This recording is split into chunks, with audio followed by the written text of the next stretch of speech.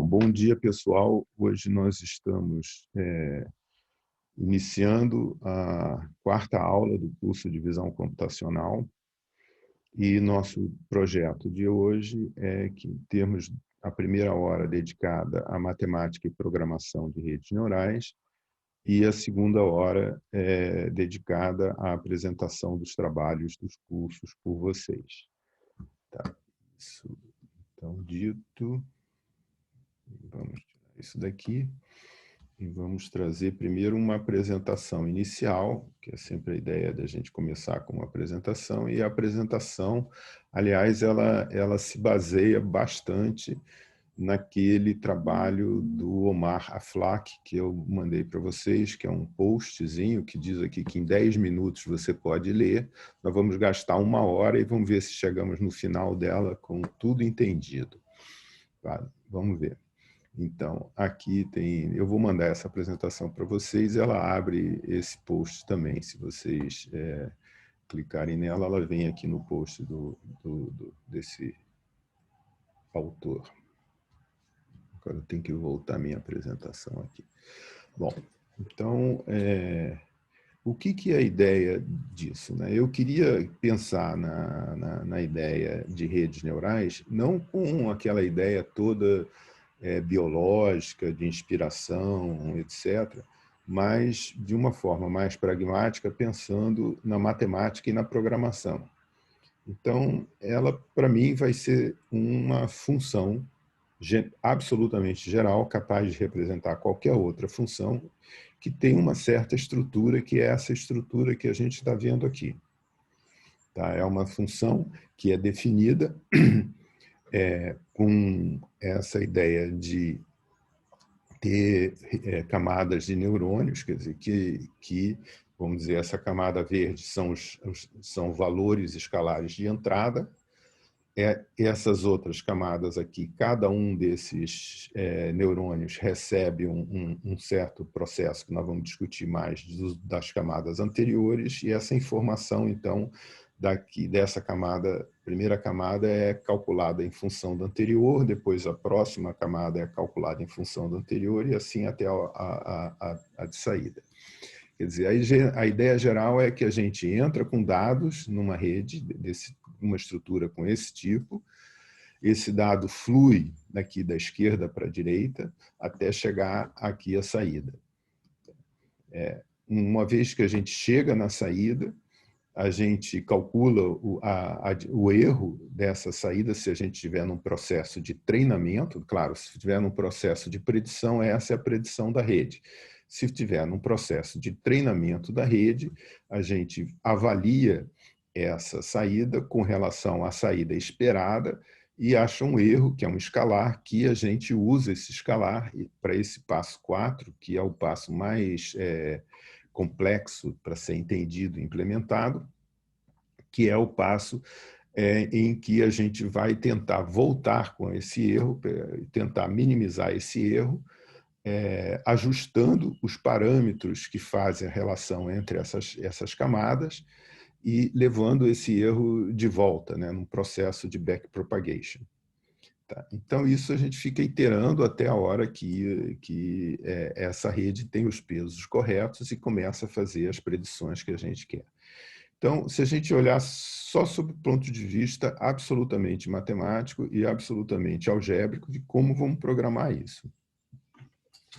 O primeiro conceito claro desse problema é adotando uma atitude bem cartesiana, que é vamos dividir esse problema, que é um problema muito complexo, em vários problemas simples. E aí a gente, sabendo resolver um problema simples, de cada vez, a gente vai resolver o problema complexo. Existe um conceito aí de layer, que é de camada, que tem uma entrada e uma saída.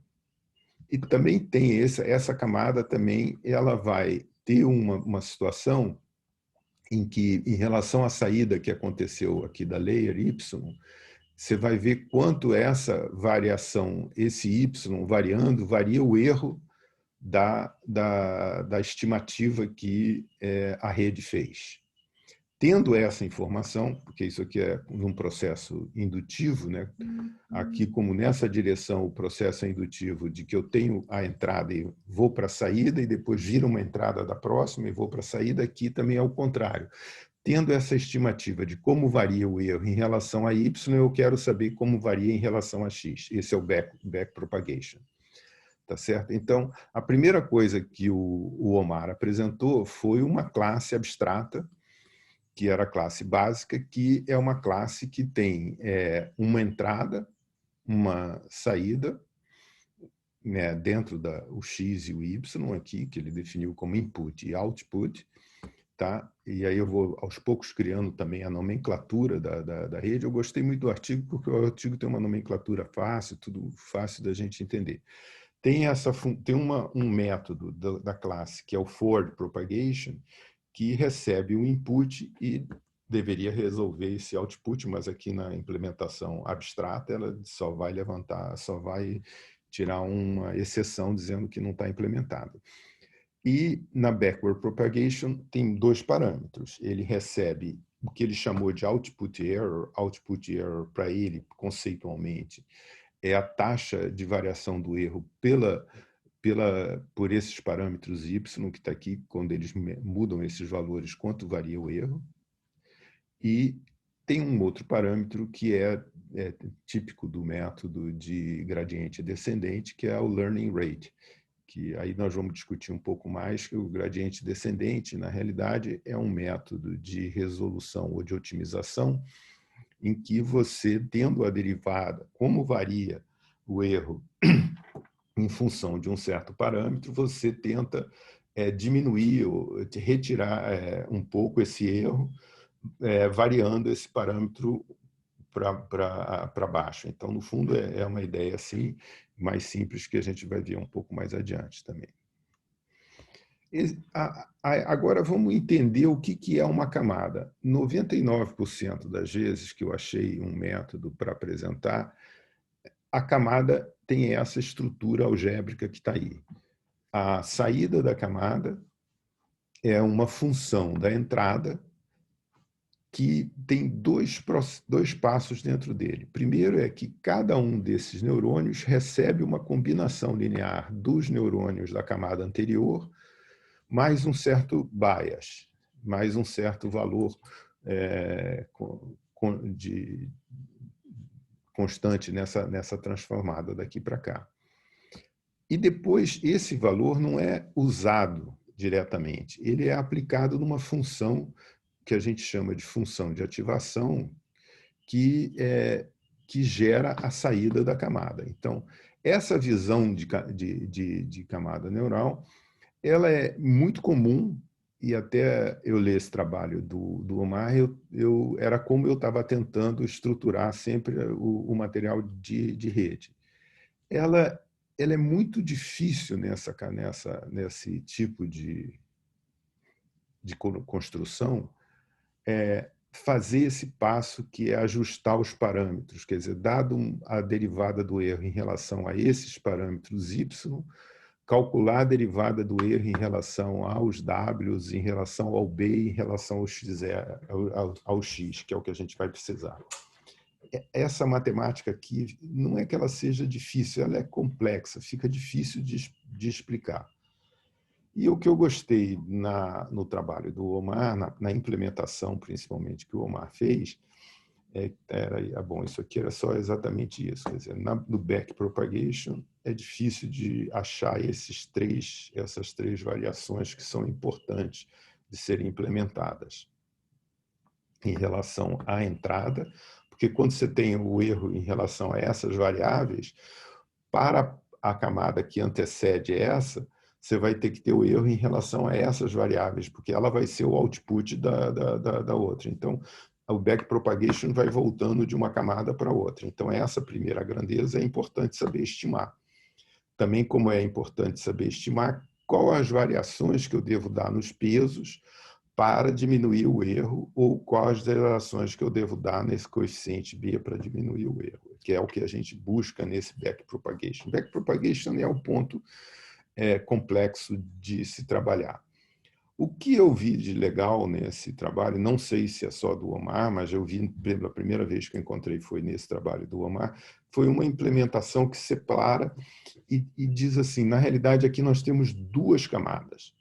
Uma camada, que é uma camada, nesse caso, uma camada totalmente convolucional, quer dizer que todas as entradas têm ligações com todos os neurônios, mas, de qualquer maneira, qualquer que seja essa camada, uma camada que só tem a parte linear do problema, que seria essa parte, perdão, que seria essa parte de multiplicar cada um desses valores pelo seu correspondente peso e somar lá naquele neurônio, multiplicar esse por esse, somar naquele neurônio, e assim fazer as coisas. E a outra camada seria a camada da função de ativação, que é a parte da função que vem da tal inspiração biológica de que o neurônio acumula uma informação até disparar ou não, quer dizer, se ele dispara ou não. São funções tipo essa, que tem essa forma S, né?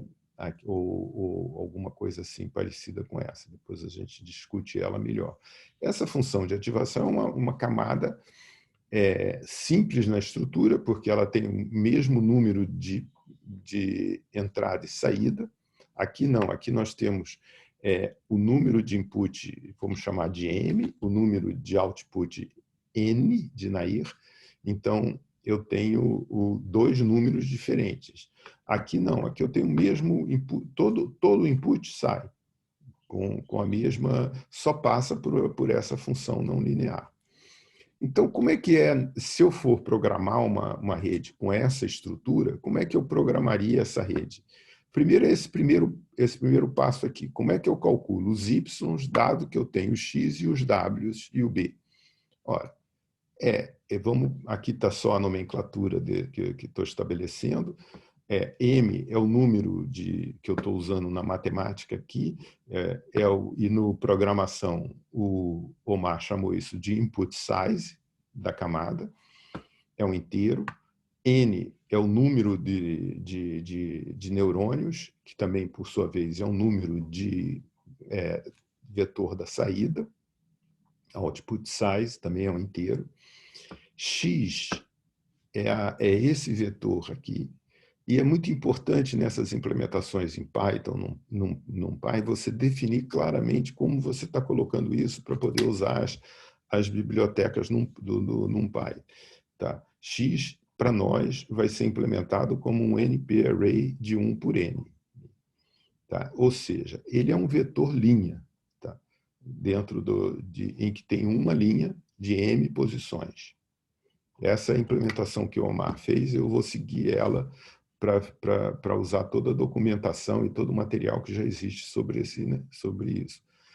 Y também vai ser um vetor, um NumPy Array da mesma estrutura, só que aqui nós estamos falando em N, N é o output size.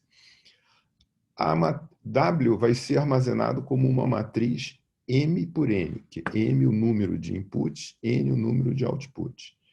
E B, ele tem a mesma dimensão do output, porque ele soma aqui tem que ter a mesma dimensão do Y. Tá? Então, esse é o nome das variáveis que ele usa e a forma com que está lá. A expressão que você faz, o forward, é essa que está aí. Y é igual ao produto de X por W. Percebe aqui que há uma pequena discordância entre aquilo que a gente costuma fazer. Você fala a multiplicação de uma matriz A por um vetor X, você vai fazer A vezes X. X vai ser um vetor coluna. Nessas implementações que estão aqui, X são um vetor linha. Tá? Mais B, que também seria um vetor linha.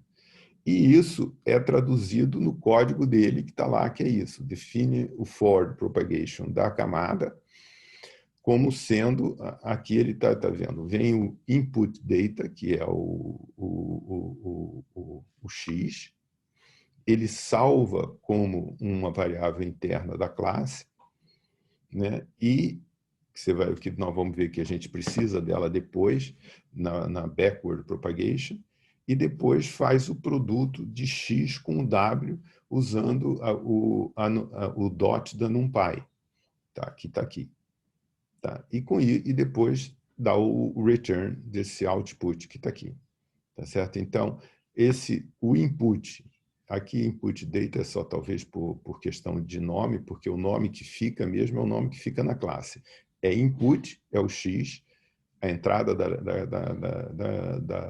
da rede, output é a saída da rede. Tá? Então, agora vamos para a fase de backpropagation dessa camada aí, que que seria feita. Como é que seria se eu tiver a taxa de variação do erro que é cometido? Como varia a saída da função em função do y daqui? Como é que eu vou calcular as outras taxas de variação? Quem são essas outras taxas que eu vou buscar? A primeira é buscar como é que eu vou variando y, quanto varia x, porque essa informação eu tenho que passar para a camada anterior. Tá? Essa que é a primeira informação do backpropagation, que é o que eu vou ter que retornar nesse processo de andar da direita para a esquerda na rede, andar no sentido reverso da rede. Eu vou ter dado DE, DY, que é isso aqui, é um escalar. Então, isso aqui é um vetor com essa estrutura que está aqui. Tá? E eu vou ter que fazer isso para o DE dx, só que está aqui embaixo. Como é que eu vou calcular isso? Tá? Ora, normalmente esses cálculos se faz através, se quer calcular DE dx conhecendo DE dy, você faz pela regra da cadeia. Se DE dx, um x qualquer, é igual a DE dy1, dy1 esse x, mais DE dy2, dy2 vezes esse x, mas até o último deles aqui.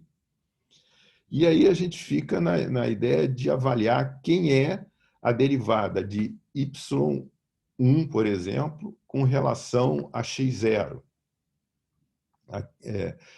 Ora, você sabe que y1 é w, por exemplo, pega esse y1. Y1 aqui, ele é x0w01 mais x1w11 mais b1. Tá? Então, na realidade, se eu derivar em relação a x0, eu vou ter o w10. Se eu derivar em relação a x1, eu vou ter o w11. Então, esse cara aqui tem essa estrutura que está aqui embaixo. W1. Então, o xi, eu vou ter aqui toda a linha de Ws correspondente à posição I da matriz. E isso que está escrito aqui em cima. Isso que está escrito aqui em cima se escreve também, porque percebe o seguinte: aqui eu estou derivando em relação a um x. Eu tenho que derivar em relação ao x1, depois tem que derivar em relação ao x2, depois tem que derivar em relação ao x3, etc. É isso que eu estou buscando aqui, ó, essa primeira expressão que está aqui em cima. Opa, perdão. Que é, deixa eu ver se eu consigo um pointer aqui. Eu estou buscando esse cara aqui. Opa, está difícil de desenhar. Então, eu tenho que calcular esse em relação ao x1, ao x2, etc. Que é o que está aí. Aqui. Essa na primeira linha daqui de cima. Tá? Isso aqui, na realidade, é o vetor DE dy,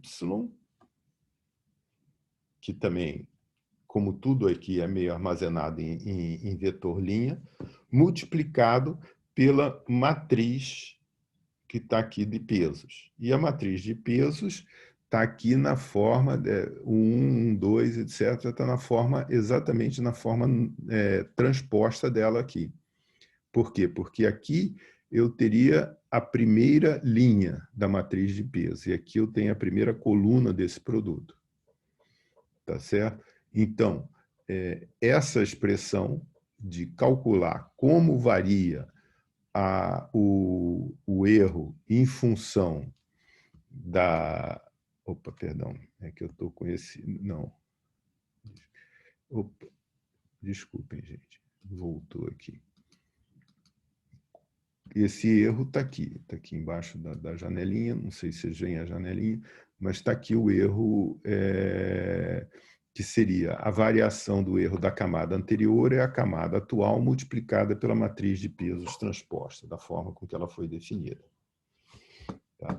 Então, essa álgebra toda nos permite, então, resolver a primeira das perguntas, como varia y em função do x. Quer dizer, perdão, como eu vou calcular as taxas de variação dessa parte da camada em função da taxa de variação que tinha na saída da camada. Agora vamos tentar determinar como varia esse y0 quando eu mexo cada um desses w's da matriz, dessa transformação. Como é que eu calculo isso em relação a w? Então, na realidade, essa taxa que eu estou buscando, ela é uma matriz inteira, porque eu quero saber como cada um desses w's variam em relação a isso. Tem uma diferença de notação entre o que eu usei e o que eu copiei as fórmulas do Omar, né? Ele está usando começando em 1 e eu estou usando começando em 0, porque eu estou tentando ficar mais próximo da implementação em Python. Mas fora esse pequeno detalhe, quer dizer, esse aqui seria o W00, né? A gente teria que calcular a variação, essa taxa de como varia, como cada um desses caras afeta o erro lá na ponta. Tá? Mas eu não sei isso. Eu sei como esse cara, se eu variar esse cara para cima ou para baixo, como é que meu erro varia. Eu quero ver como é que, se eu mexer nesse cara, qual que vai ser a variação que eu vou ter na saída desse neurônio, por exemplo. E aí vou fazer uma regra da cadeia, porque se eu vario isso, sei quanto varia isso, e aí depois eu sei quanto varia isso, quanto varia o erro, uma coisa é o produto das duas, que é a mesma coisa que está aqui. Eu vou querer calcular a taxa de variação em relação a qualquer um dos pesos, como sendo, primeiro, pegar cada um desses y, ver como é que varia, como é que aquele peso afeta esse cara aqui, e como esse cara aqui, eu já tenho a taxa que já veio do outro lá, que é como ele varia. Eu estou assumindo esse processo indutivo, que eu já sei quando eu vario isso, quanto eu vario o erro. Então, no fundo aqui, eu vou cair com a expressão dy em função de um w. Quer dizer, eu quero derivar o y para um certo w aqui, ij. Tá? Então, é claro, quando eu derivar y em relação a um certo w e j, nessa expressão que está aqui, se vocês tiverem dificuldade com isso, façam esse exemplozinho 2×3, eu não fiz tão detalhado assim, mas faz na mão, escreve esse exemplo e faz a derivada em relação a esse aqui ou em relação àquele e tal. Vocês vão ver que essas expressões todas são fáceis de entender, porque cai num cálculo básico. Mas, então, essa derivada em relação de yj em relação do erro em relação a w e j, por exemplo, esse W01 aqui, percebe até que visualmente a gente percebe, se eu variar esse W10 que está aqui, ele não vai... Quem que vai mudar? Y0 vai mudar? Não. Y1 vai mudar? Não. Só vai mudar esse Y está aqui, porque ele está ligando o x0 nele, quer dizer, não vai mudar nada. E se eu aumentar de 1 isso aqui, digamos, isso aqui era 3 vezes x0, se agora ficar 4 vezes x0, eu vou estar mudando, a taxa de variação é exatamente x0, que é o que está aqui. Tá? Então, essa derivada w e j, ele é a derivada em j vezes o xi.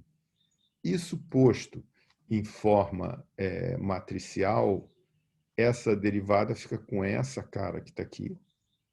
E essa cara que está aqui os erros, e aqui estão a primeira linha, o primeiro x, o segundo x, etc. Pode ser escrito dessa forma que está aí.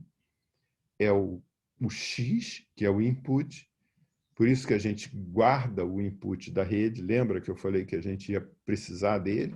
A gente guarda o input da rede e vou multiplicar por esse vetor de erro que veio lá, que vem vindo propagando camada a camada, da última camada para a primeira, que é esse dy aqui. Tá? Então, a taxa de variação de E com relação a W, essa taxa é avaliada como X transposto, que é esse cara aqui, porque lembra que esses vetores todos são implementados em Python como vetor linha, vezes esse vetor aqui que já está na forma dele, e dá essa matriz aqui. Então, nós com isso já conseguimos matar o segundo dos problemas. O terceiro problema seria como que eu calculo a taxa de variação dos erros que estão aqui se eu variar o B. Mas o B, na realidade, ele é como se tivesse um X aqui de valor 1. Porque a expressão podia ser maior se eu botasse um 1 aqui, o W correspondente ao B, o coeficiente dele é 1. Então, isso aí é até mais simples, porque a derivada de YJ em relação ao BJ é a derivada de YJ, é igualzinho. É igual a essa anterior, só que aqui agora a gente está falando de um peso igual a 1. Quer dizer, se eu variar o B aqui, se eu variar o B de uma unidade, eu vou variar todos esses caras de uma unidade. Tá? Então, quer dizer, não tem essa... Se eu vario o B de uma unidade, eu vario o Y dele de uma unidade. A componente dele é exatamente igual. Está aqui de novo, debaixo da coisa. Então, esse é mais fácil de calcular. Então, se vocês acharam isso complicado, eu devo dizer para vocês que essa é a mais fácil que eu achei até agora, que é justamente porque é baseado naquela ideia que o Omar teve de quebrar isso em 2 passos. Quer dizer, eu estou só tratando do backpropagation da linear, por enquanto. Tá? A outra é até mais simples, mas isso misturado com a outra davam explicações cabeludas de como essas coisas são implementadas. Tá?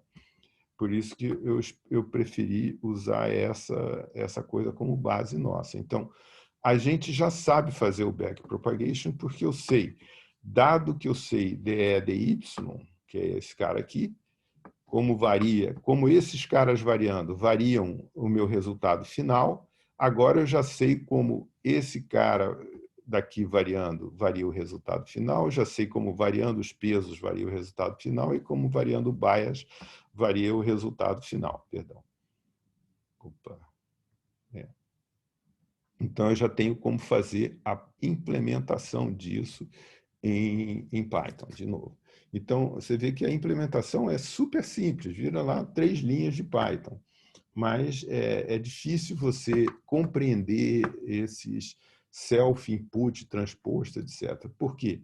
Porque, olha só, o backpropagation, o que ele chama de output error, na realidade, o erro que está vindo propagando lá da ponta. Quer dizer, na última camada, ele compara com o valor esperado e faz lá o quadrado da diferença e tal. E depois ele vai passando camada a camada para trás. Tá? O learning rate vai aparecer aqui agora a justificativa dele, já que está aqui nessa parte aqui de baixo. Mas vamos só primeiro olhar aqui em cima. Aqui em cima, ele está dizendo que aqui ele vai dar um return no input error, que está aqui. Quer dizer, o erro que vai ser passado para a camada que está à esquerda é esse dE/dx. Ele é igual ao que veio multiplicado pelo W transposto. É o que está aqui. Output error vezes self-weight transposto. Tá? O weight errors, que é esse daqui, a entrada, o input, que foi salvo naquela ida quando foi feito o forward, né, nessa camada, ela guardou essa variável input e ele vai ser multiplicado pelo output error dessa forma, que está aqui. O bias não se calcula porque ele é igual ao outro. Vai fazer só uma cópia? Não precisa. E aí vem o tal método de gradiente descendente. No método gradiente descendente, em cada cada vez que você faz uma backpropagation, você tenta andar com esses valores de W e de B na direção de diminuir o erro. Tá? Então, você tem o tal learning rate, que é esse alfa que está aqui, que você subtrai daquele valor W que existe lá para botar um novo W. Esse learning rate 0,1 e tal, você desce um passo na direção em que essa função minimize o erro. Essa é a ideia do gradiente descendente. Tá? Você está num ponto, aí você vê, com esse parâmetro aqui, se eu andar um passo para cá, eu diminuo um pouquinho o erro. Então, eu vou fazendo isso. Por isso que esse processo só vai convergir com milhões ou milhares, sei lá, milhares de interação. Tá? Não é uma coisa que vai num passo lá para o mínimo. Não. Ele vai passo a passo tentando chegar lá. Então, para fechar essa implementação da layer totalmente convexa, que é totalmente conectada com a anterior, está aqui a classe layer, né? FC layer, que deriva da classe layer, está aqui escrito isso na forma do Python implementar orientação a objeto. O input size é um número de não, o output size, em princípio, ele só existe na definição dessa camada. Então, quando você definir uma FC layer, você tem que dar o N e o M, o M e o N, tá? O input size, e ele vai inicializar a função de pesos e baias, porque percebe que essas são as nossas incógnitas. Os pesos da rede e os baias de cada camada são as incógnitas que eu tenho. E aqui ele usa, para inicializar, uma função randômica entre -1 e 1, se eu não me engano. Né? Quem é que conhece o RAND? Não sei exatamente. Random RAND.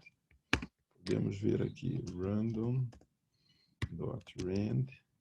Eu acho que é normal, essa é a função normal de erro. Random.rand, NumPy versão 9, pode ser esse aqui. Está aqui, random values of a given shape. Random creates a given shape, random sample, uniform distribution. Então, ele varia de -1 a 1, de 0 a 1. Então, naquela implementação que está lá, ele está variando de -5 a -0,5 a meio, se eu não me engano aqui, porque é o que está aqui. Está vendo? Ele varia de 0 a 1 e está botando em -0,5 a meio. Não sei se é uma boa ideia, não, porque depois eu vou comentar com vocês, eu tenho feito uns testes com essa implementação e, às vezes, ela fica presa lá no zero, não sai. Não converge. Aqui tem aquela layer de forward propagation que nós já apresentamos, aqui tem a layer de back propagation que nós já apresentamos também. Então, a fully conversional layer está aqui. Essa é a implementação dessa camada aqui. Aí vamos para outra camada, quer dizer, na realidade, para cada camada a gente splitou ela em duas, né? Uma camada só para a parte linear do somatório dos pesos, vezes a entrada, e outra parte que seria só a função de ativação. Ora, a função de ativação é bem simples essa camada, quer dizer, todo o y de saída dele, percebe que agora o x aqui é o y do outro, que veio do outro, tá? Da camada anterior, porque cada activation layer tem que estar ligada com cada uma outra camada quer dizer, até tem uma possibilidade de você fazer uma besteira aqui, porque você, como quebrou essa camada em duas, você pode botar várias activation uma junto da outra e tal. Esse método, essa divisão em classes da forma com que está feita essa implementação não está prevenindo isso. Tá? Permite que você, na hora que for criar a rede, fique criando instâncias, mas é esperado que você crie uma instância e também é esperado que as dimensões todas sejam certas. Você não crie com dimensões erradas a rede, né? A entrada e a saída de uma tem que ser o número da entrada da próxima. E você tem que ter uma rede daquela fazendo álgebra linear e a outra fazendo essa álgebra de ativação. O Y, então, é simplesmente aplicar a função de ativação, sigmoide, o que for, para essa função aqui, que são as funções clássicas de redes neurais. A derivada disso, de como varia, se eu tenho a taxa de variação do erro em relação a esses valores que estão aqui na rede, para saber como eles variam em relação a esse outro aqui, eu vou... Perdão. Perdão. Não. Para relação a x, eu vou fazer regra da cadeia de novo. dx, dy1, dy1, dx1 e por aí vai. Então, como aqui tem uma coisa mais simples, porque y só depende do xi, não depende de outro. Então, essa regra da cadeia não é uma regra não é longa, porque, por exemplo, antes você tinha que um y aqui dependia de todos os x. Então, na hora que você fosse fazer a taxa de variação, ou um x influenciava todos os y, você tinha que fazer vários. Aqui não. A DE dx1 é igual a DE dy1, dy1 dx1. Pronto, acabou. dy1 dx1 é a derivada dessa função. Essa função vai ser especificada para a rede. Que função eu quero usar? Uma das funções clássicas da rede. E a derivada dela vai ter que vir junto.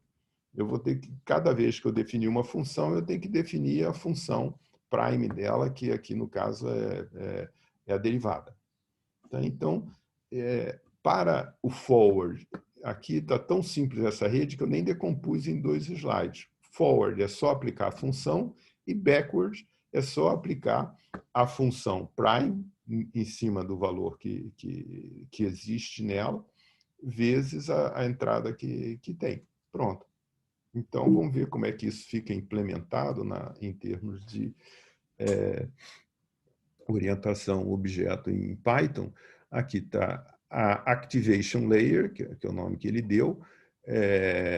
Ela deriva da classe Layer. Tá? Ela tem na ativação, na hora de você ativar, criar essa função, aqui está no definite, é onde você cria uma instância dessa classe, né? Na hora que você cria, você passa um ponteiro para as funções que você já definiu em algum outro lugar. Tá? Então, aqui você usa ponteiro de função, no fundo, porque aqui está activation, por exemplo, seria a sigmoid, você define a sigmoid em Python e passa aqui o endereço para ela.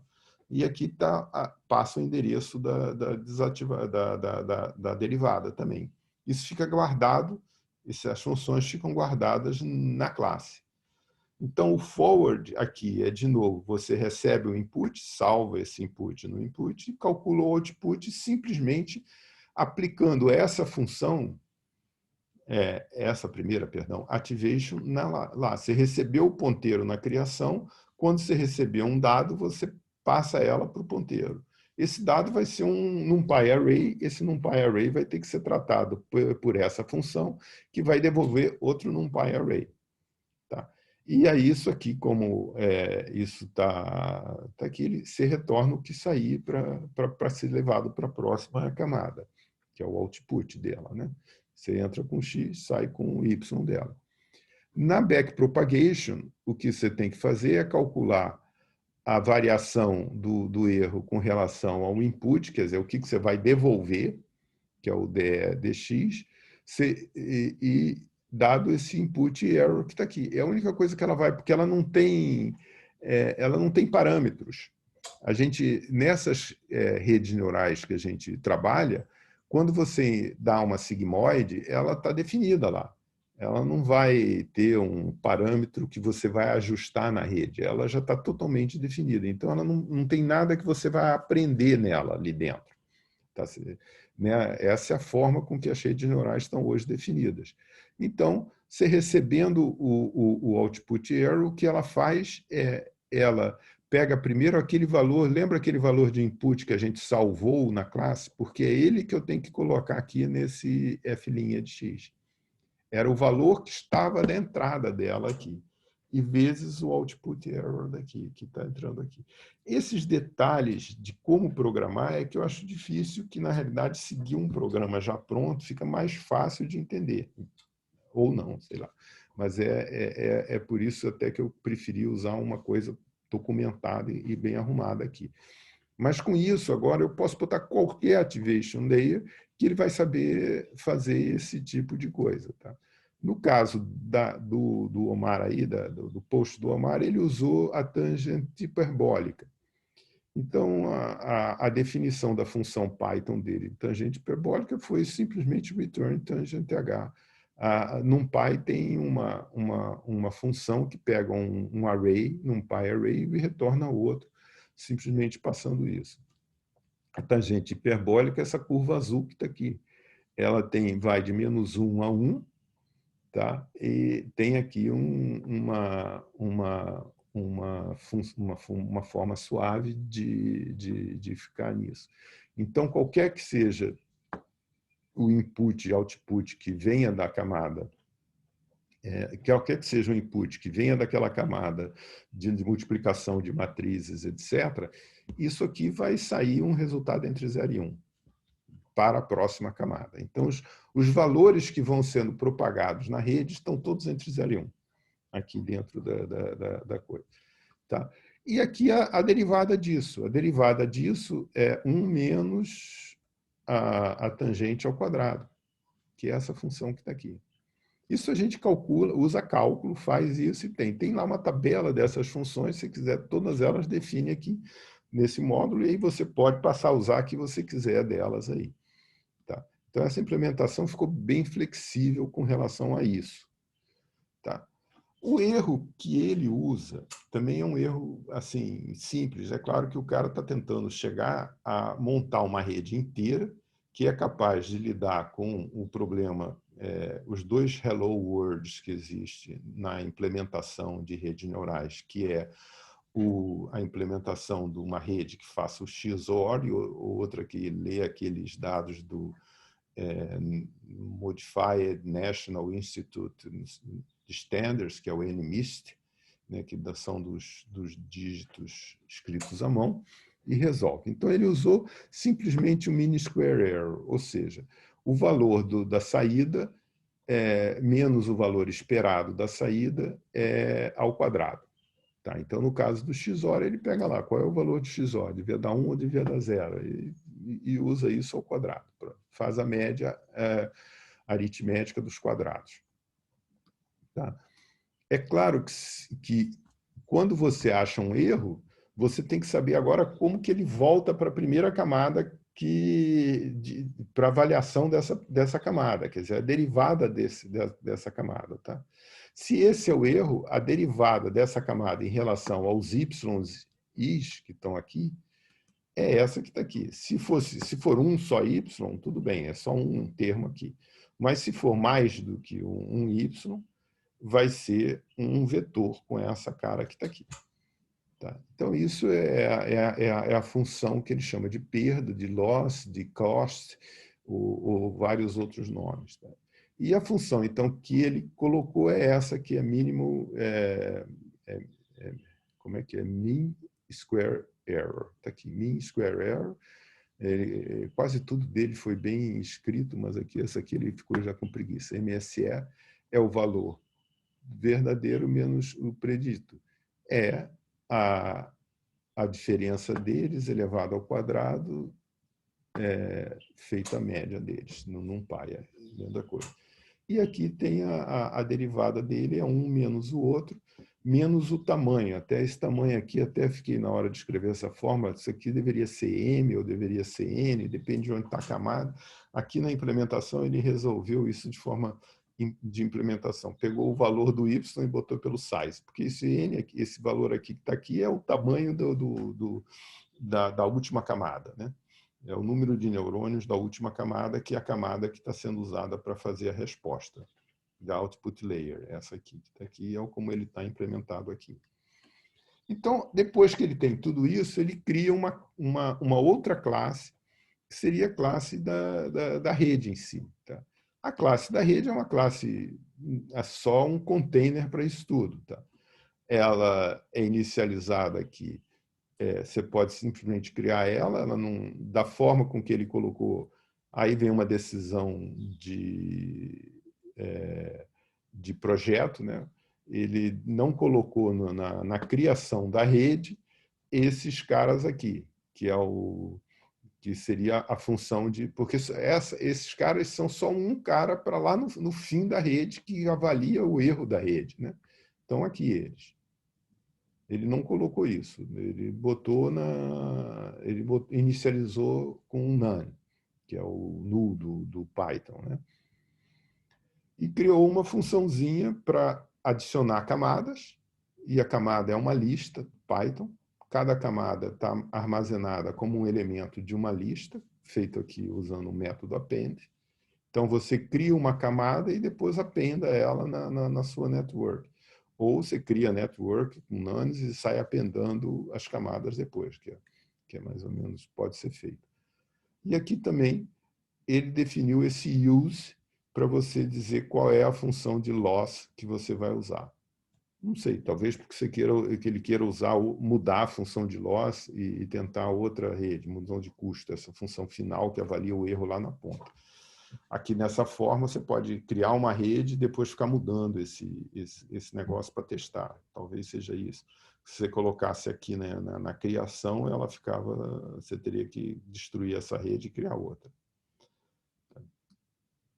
Aqui tem uma função para predição, que é importante a gente desenvolver, que seria o forward, né?